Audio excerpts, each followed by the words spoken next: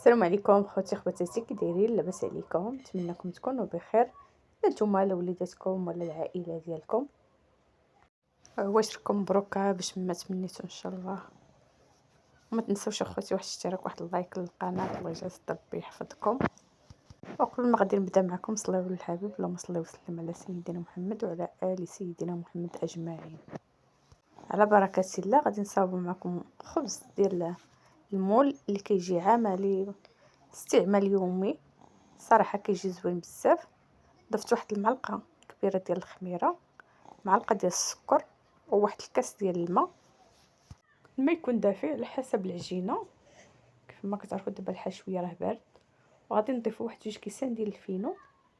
نتوما اللي بغيتو تكتفيو بالقمح كامل تكتفيو به، بغيتو تضيفوا واحد 2 كيسان ديال الفينو كيبقى لكم الاختيار، ولا 3 ولا داكشي على حسب نتوما الكميه اللي بغيتو تضيفوا. ضفنا الكميه الاولى وعاوتاني نضيفوا الكميه الثانيه.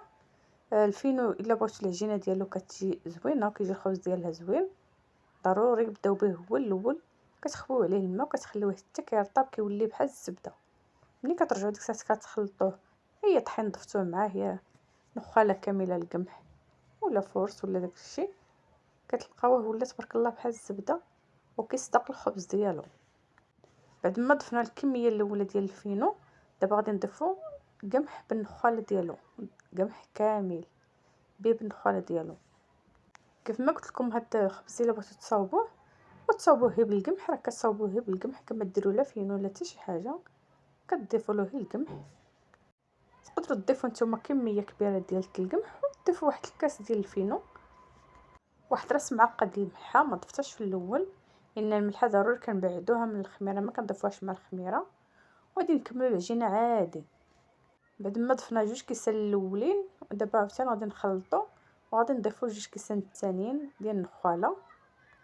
الا ما ضفتوش الفينو ملي كتبغيو تخلطوا، في بلاصه الفينو اللي خوينا عليه الماء خلينا حتى شويه تشرب، عاد دزنا باش نعجنوه، كنديروها حتى هكا الطحين ديال القمح بالنخاله، كنخليوه حتى كيتشرب مزيان، وعاد كندوزو تبارك الله كنعجنوه، كنلقاوه تبارك الله بحال المسكه ولا رطاب في اليد، وما كيعذبكمش في العجينه. انا ما عجنتو ما دلكتو ما حتى شي حاجه، تبارك الله كتحسوا به نيت معلك في اليد. وتكون شويه العجينه مطلوقه، ما تكونش قاصحه بزاف، باش الا بغيتو الخبز يصدق معاكم ضروري تكون العجينه شويه مطلوقه. دابا غادي نخليوه يخمر وغادي عاد ندوزو باش غادي نشكلوه. بغيتو ديروا مخبزات صغار كيبقى لكم اختيار، بغيتو ديروا كقرعه الا كان عندكم كتضيفوه في القرعه، ما كانش عندكم كتضيفوا في هذا المول، واي مول كان عندكم كتقدروا تضيفوا فيه.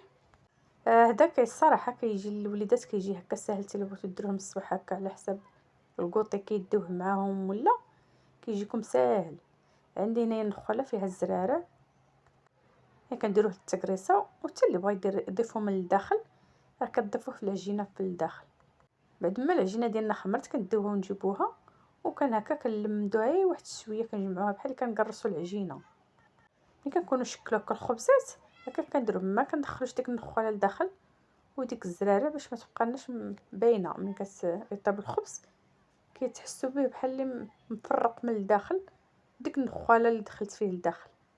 ضروري خاصكم تجمعوا ديك الجمعه خفيفه، العجينه ما تدخلش وسط النخاله باش ما يجيكمش ديك النخاله من الداخل. انا دايره هنا النخاله معها الزراره، معها شويه ديال النافع، حبه حلاوه، زرعه الكتان، داكشي اللي كان عندكم متواجد، ازير الزعتر، داكشي اللي كان متواجد حتى من الاعشاب، هكا دوك المنسمات كتضيفوهم. كان الحال سخون كديروا زويف خفيف، كان الحال بارد ضروري كتدخلوا كديروا ميكا ولا سلوفان، ضروري تلمدوا وتزيدوا واحد الزويف من الفوق. ملي كتضيفوا الميكا راه بالزربه كيخمر. الا كنتو كتخبزوا حتى كتساليو الخبز كتضيفوه هو الاخراني، هو كيبغي الفران يكون سخون. راه الطياب ديالو ما كياخذش بزاف ديال الوقت، كاع الا كان الفران سخون راه هي ديك 30 دقيقه ضروري كتلقاو الخبز ديالكم. ينقصوا له شويه الشعله، ان كتعرفوا الحجم ديالو شويه كيكون عامر، ضروري خاصو يطيب من الداخل مزيان. وإلا بغيتو المول يجيكم عامر كتزيدوا واحد 2 كيسان باش كتجيكم الخبز شويه عامره. ملي كيكون هكا فيه القمح كتبغيو يجيكم هكا شويه متوازن، كتضيفوا على حسب نتوما كيف ما بغيتو، راه كيبقى لكم اختيار. انا راه بعد ما طاب راه خرجته من الفران، خليته برد واحد شويه وغادي نقلبو من المول. راه تبارك الله تحمر كيف ما كتعرفوا. القمح بالزربه كياخذ ديك التحميره. نتوما بلا ما تضلوا كاع تضيفوا ديك المعلقه ديال السكر اللي ضفنا، ان بلاش ان كيتحمر مع القمح والفينو تبارك الله بالزربه كيتحمر. الا كنتو مقويه الفرص اللي ضروري خاصكم ديروا ديك المعلقه ديال السكر على حسب باش يتحمر. تبارك الله الفينو والقمح كيف ما قلت لكم راه بالزربه كيتحمر. حاولوا كاع بلاش من ديك المعلقه ديال السكر. انا ضفتها حتى الاخر عاد سرات معايا بلا ما خصنيش كاع نضيفها. تبارك الله كيف ما قلت لكم راه كيجي بحال الشهده، كيجي خاوي من الداخل وكيجي خفيف. واخا القمح والفينو كيجي تبارك الله خفيف.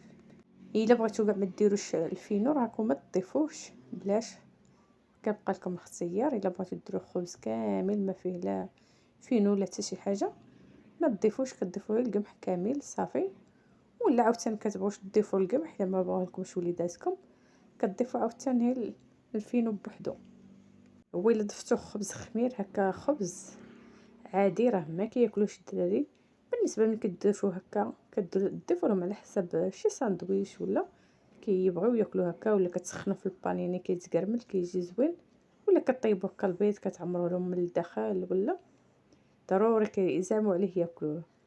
الصراحه كينتكل هكا اكثر من اللي كيتكل خبز عادي، كيكون عملي بزاف. الا ما نتكل هكا كينتكل هكا تبارك الله. راه الكميه اللي ضفتوها منه راه ما كيبقاش معكم، وحتى الا بغيتو كيبقى معكم ديك يومين ولا 3 ايام راه كيبقى ما كيخسر ما حتى شي حاجه. ان كيطيب على خاطرو وكيتشرب ما كيخسر ما حتى شي حاجه، كيبقى على ما هو. ومني كدوزو هكا تسخنوه في المقله ولا في البانيني ولا راه كيجي بحال يلاه طيبتوه، ولا كتضيفوه هكا في الفران كيجي بحال عاد طيبتوه كيتقرمل. الصراحه كيجي زوين. وحتى الا بقى لكم راه ما كيخسرش، كتحاولوا تضيفوا له شويه ديال الزعتر زيت الزيتون هكا الزيتون مطحون وكتدخلوه للفران كيتحمر كدهنوه به وكتدخلوه للفران كيتحمر كيجي بنين عاوتاني هكا مع الصوبه ولا شي حاجه كدوزوه كيجي بنين. ولا الا بقى لكم وبغيتو تحيدوه كديروا البيض والحليب وكتحاولوا تقليوه هكا. الصراحه عاوتاني كيجي بنين بزاف وكيليق حتى القليان كيليق هكاك مرصوات. لان كدهنوا المقله بالزيت وكدوزوه في داك الحليب وداك البيض وكتحطوه في المقله. كاع ما تكثروش الزيت بزاف باش ما كيشربهاش. وصراحه كيجي ساهل القلي بحال هكا، وفي نفس الوقت كيجي بنين مع دوك المنسمات اللي فيه. كيجي بنين. وملي كتقطعوه هكا كتحتفظوا به كديروه هكا في البطاط. كتجيبوا دوك البطاط هكا يكونوا طوال يكونوا كبار على هاد السبيرات تستوى هكا مرصوات وكتقدروا هكا تحتفظوا به. كيبقى لكم على طول الاسبوع وهكا في الثلاجه ما كتخافوا ما كيخسر ما والو.